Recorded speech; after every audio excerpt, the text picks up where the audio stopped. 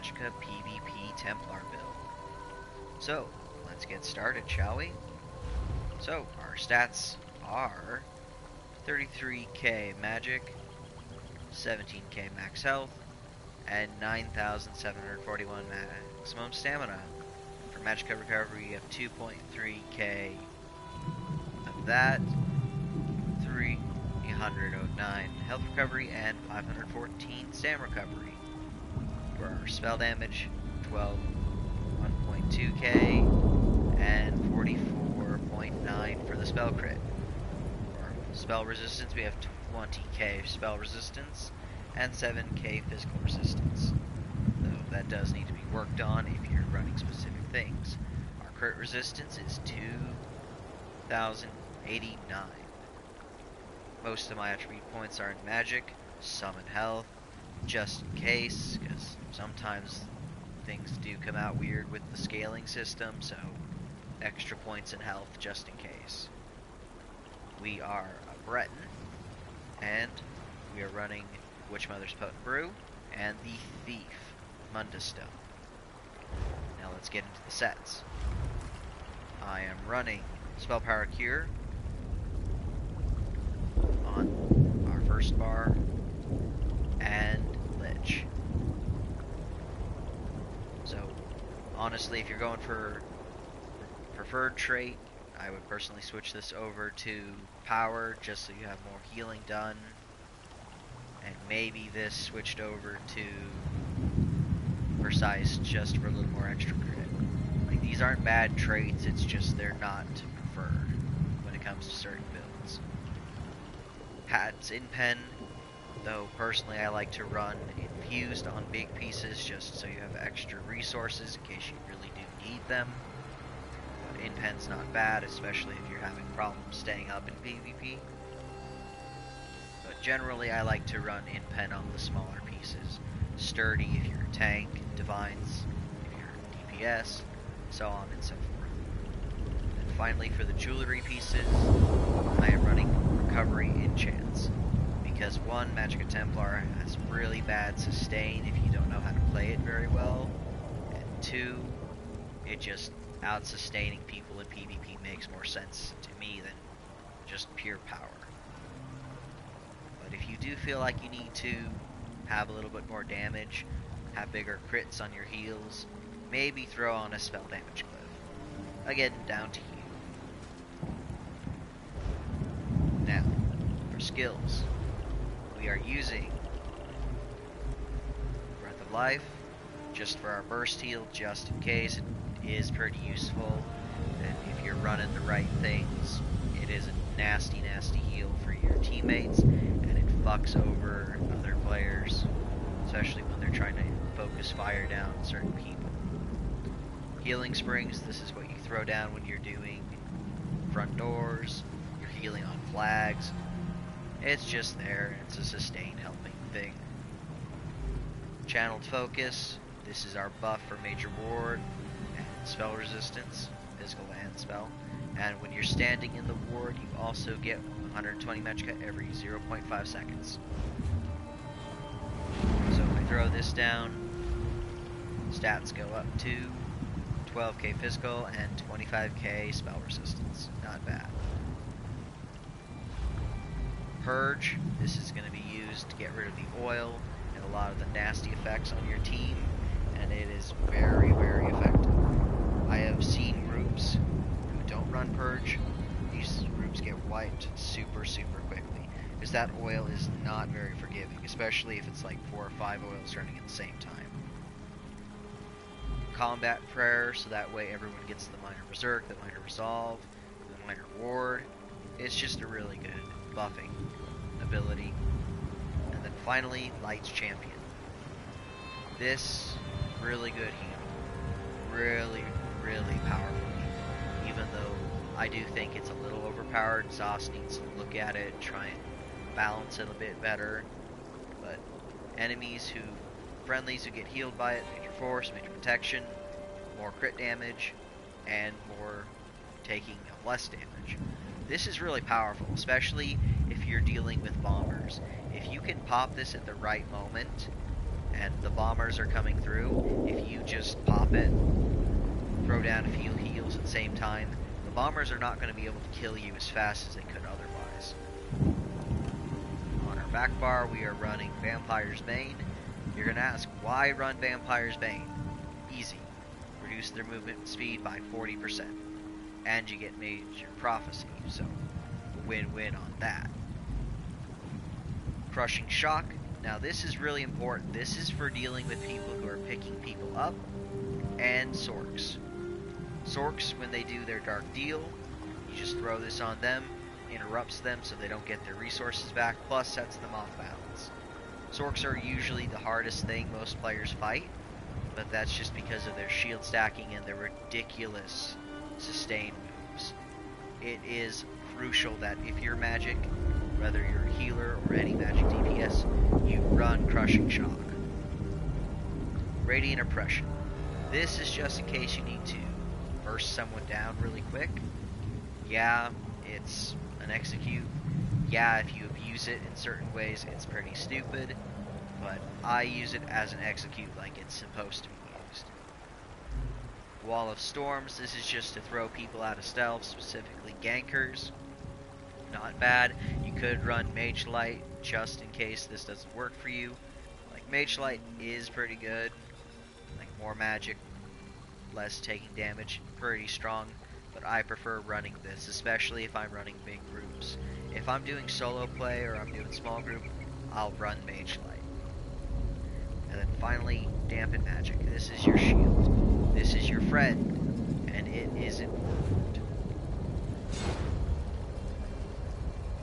And then finally, for our ult for this bar, we are running Remembrance. Another thing you could run is Warhorn. You could also run Barrier. Depends on personal playstyle.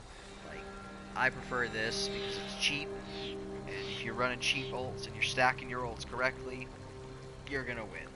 No problem. And then let's get down to champion points.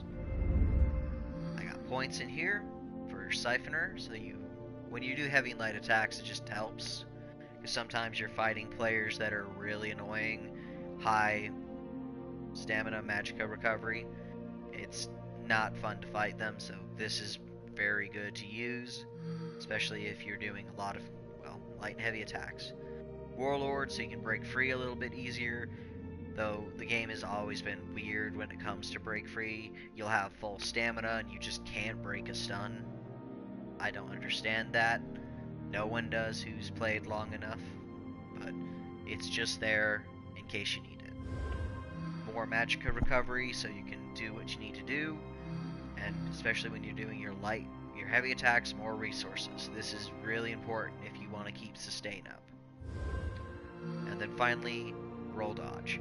You're going to be roll dodging a lot in PvP, especially if you're trying to get away from the AoEs. If you're on a back flag or a front flag and all of a sudden the bombers just start coming in, this is really important because it does get you away from those bombers. A lot of points in Blessed, so you're doing more healing, really, really important. Same thing with Elfborn, if you're doing healing, your crit strikes will do more, really strong. Spell Erosion, just in case you need to use some deeps. Elemental Expert, again, a little in there for deeps, so you shouldn't focus on it as a healer. Staff Expert, just in case, though if you need to deal with Sorks who are shield stacking, Shattering Blows is really good. Nothing in this tree, very little in there. This is mostly a stamina tree when it comes to points. And then the Steed. You need points in Ironclad, especially if you're fighting Dragon Knights. Those dots are gonna hurt. Same with some Templars, some Mag Blades. Depends on what you're fighting, but Ironclad must be there.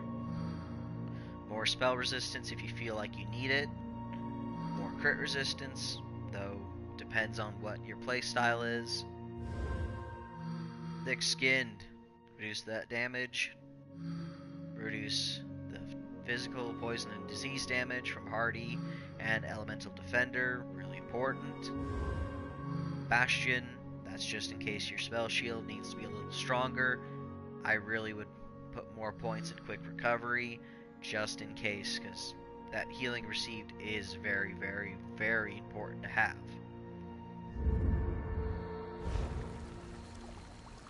But how would you use this character? Mostly, you'll see healers running the big Zergs. Nothing wrong with Zerging, especially if you're farming AP for the gold. But you're just going to do for the rotation, springs, run the life every now and then. This, purge, we're going up against doors, and this, buffing through. This, just in case you need to pull out Night Blades, stack your shields, Vampire's Bane, especially if you're finding Night Blades trying to run away. If you throw Vampire's Bane on them, they won't run away as fast. Your group members and or the Zerg you're running with will get them, so pretty easy. Crushing Shock, always run that when you see Zorks and they're doing their Dark Deal. Same thing with the Snipe Spammers. You see a Snipe Spammer, just hit him once with that and then they fall to the ground. Your group can start piling on that guy.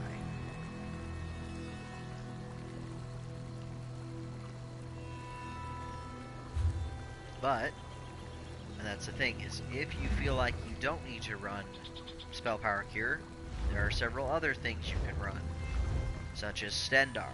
Stendar is a really good set in case you need to throw off those debuffs. Really strong. It's also cheaper than Purge. I run SPC, so if you feel like you need to run Stendar, run Stendar. And you can find Stendar in Eastmarch. Specifically the Dolmens in the public dungeon, along with all the world bosses.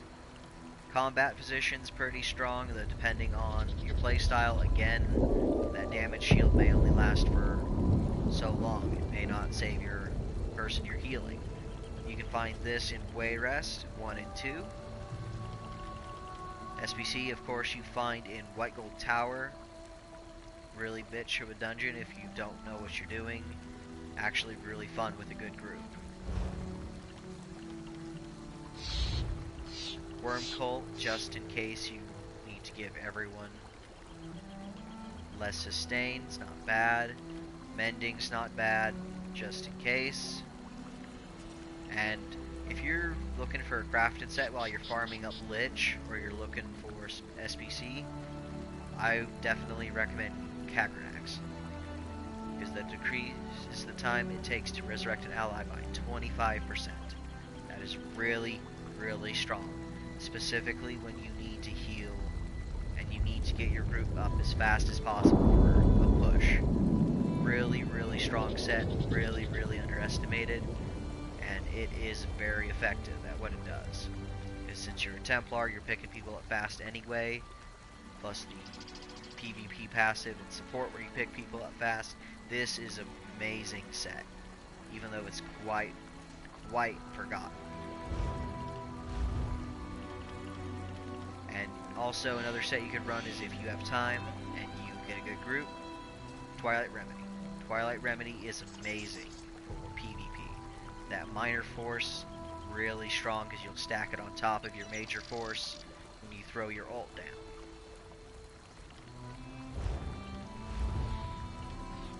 Also another set you could run Infallible Ether, just in case. And you ask, why run Infallible Ether?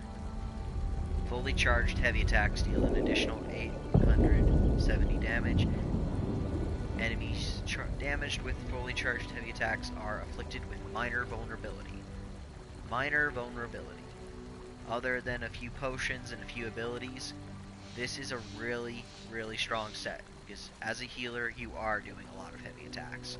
Your group could do a lot of work with that, and it is a very, very important set, regardless of what some people say.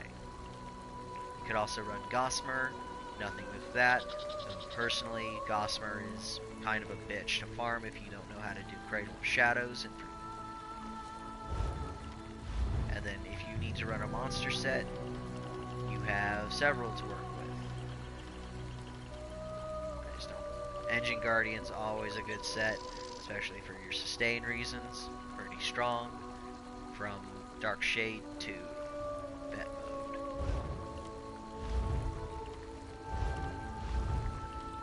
Other things you could run, You could run Sentinel Razagoon, not a bad set, especially if it's a one piece for the 2% healing done. Really strong, really good. Just depends on playstyle.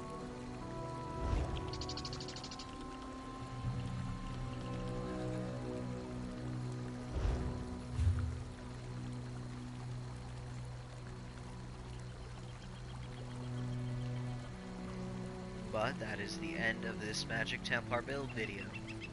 And if you have any questions, leave a comment down in the video, and I will get to you as soon as possible. Thank you guys for watching, and we'll see you on the next video.